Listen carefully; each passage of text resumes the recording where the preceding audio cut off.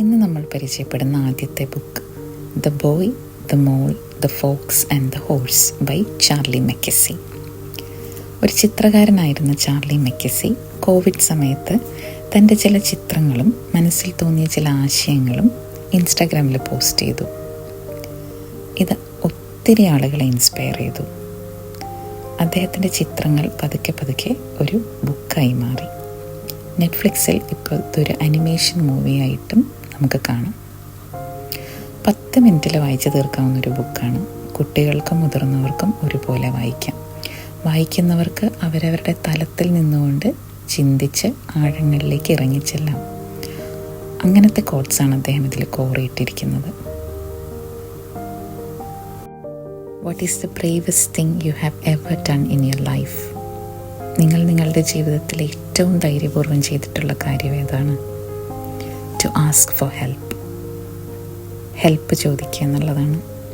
തകർന്നിരിക്കുന്ന സമയത്ത് ഈഗോ എല്ലാം മാറ്റിവെച്ച് സഹായം അഭ്യർത്ഥിക്കാൻ ഒത്തിരി ധൈര്യം വേണം, അല്ലേ? അതുപോലെ തന്നെ ജീവിതം ഒരിക്കലും പെർഫെക്റ്റ് അല്ല. ആരുടെയും ജീവിതം പെർഫെക്റ്റ് അല്ല. ജീവിതം പെർഫെക്റ്റ് ആണെന്നുള്ളത് ഒരു ഇല്യൂഷൻ മാത്രമാണ്. ഇത് കോറിയിട്ട ഈ പേജും പെർഫെക്റ്റ് അല്ല. ഇത് വരച്ചതിന് ശേഷം അദ്ദേഹത്തിൻ്റെ പെറ്റ് ഡോഗ് ഇതിൻ്റെ മുകളിലൂടെ നടന്നു പോയത്രേ. അങ്ങനെ ഈ പേജും പെർഫെക്റ്റ് അല്ലാതായി. പക്ഷേ ഈ ഇംപെർഫെക്ഷൻസിലും നമ്മളുടെ ലൈഫ് ഹാപ്പിയാണ്, കംപ്ലീറ്റ് ആണ് എന്ന് മെസ്സേജ് തരുന്ന ഒരു ബുക്കാണിത്. ഗിഫ്റ്റ് ചെയ്യാൻ പറ്റിയ വളരെ ഇൻസ്പിറേഷനായിട്ടുള്ള ഒരു ബുക്കാണ്.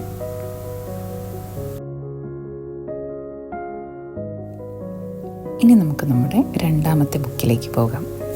The little things in life. ഈ ബുക്ക് കുട്ടികൾക്കായിരിക്കും കുറച്ചുകൂടെ ഇഷ്ടപ്പെടാൻ സാധ്യതയുള്ളത്. കാരണം ഇതിൻ്റെ മെയിൻ ക്യാരക്ടർ ഡിസ്നിയുടെ കാർട്ടൂൺ ക്യാരക്ടറായ വിന്നി ദ പൂ എന്ന കരടിക്കുട്ടിയാണ്. ഈ കരടിക്കുട്ടിയും അതിൻ്റെ ഫ്രണ്ട്സും തമ്മിലുള്ള സംഭാഷണങ്ങളും അവർ തമ്മിലുള്ള ഇൻട്രാക്ഷനും ഒരു സട്ടിലായിട്ടുള്ള സ്റ്റോറി ലൈനിലൂടെ പറഞ്ഞു പോവുകയാണ് ഈ ബുക്കിൽ. കുട്ടികൾക്ക് ഇഷ്ടപ്പെടുന്ന രീതിയിലുള്ള പിക്ചേഴ്സാണ് ഇതിലുള്ളത്. കളർഫുള്ളാണ്. ഇതിലെ എഴുത്തും വളരെ സിമ്പിളായിട്ടുള്ള ലാംഗ്വേജുമാണ്. അതിൻ്റെ പ്രിൻ്റ് കുറച്ചുകൂടെ റീഡബിളാണ്. നമ്മൾ ആദ്യം പറഞ്ഞ ബുക്കിൽ കാലിഗ്രാഫിക് റൈറ്റിംഗ് ആണ്. അപ്പോൾ കുട്ടികൾക്ക് വായിക്കാൻ കുറച്ച് ബുദ്ധിമുട്ടുണ്ട്. പക്ഷേ ഇത് കുട്ടികൾക്ക് സ്വന്തമായിട്ട് വായിക്കാൻ ഒത്തിരി ഹെൽപ്ഫുള്ളായിട്ടുള്ളൊരു ബുക്കാണ്.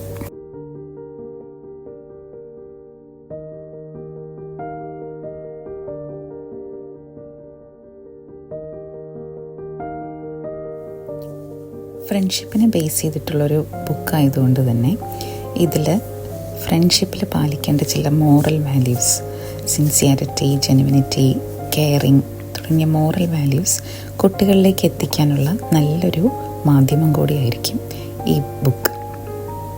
അതുകൊണ്ട് തന്നെ ബർത്ത്ഡേക്കോ ക്രിസ്മസിനോ കുട്ടികൾക്കൊരു ബുക്ക് സമ്മാനിക്കണമെന്ന് നിങ്ങളോ ആലോചിക്കുന്നുണ്ടെങ്കിൽ ഇതൊരു പെർഫെക്റ്റ് ചോയ്സ് ആയിരിക്കും.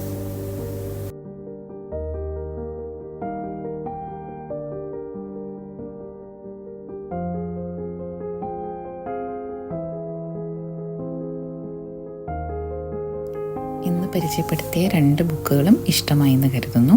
കൂടുതൽ ബുക്ക് സജഷനുമായി വീണ്ടും കാണാം.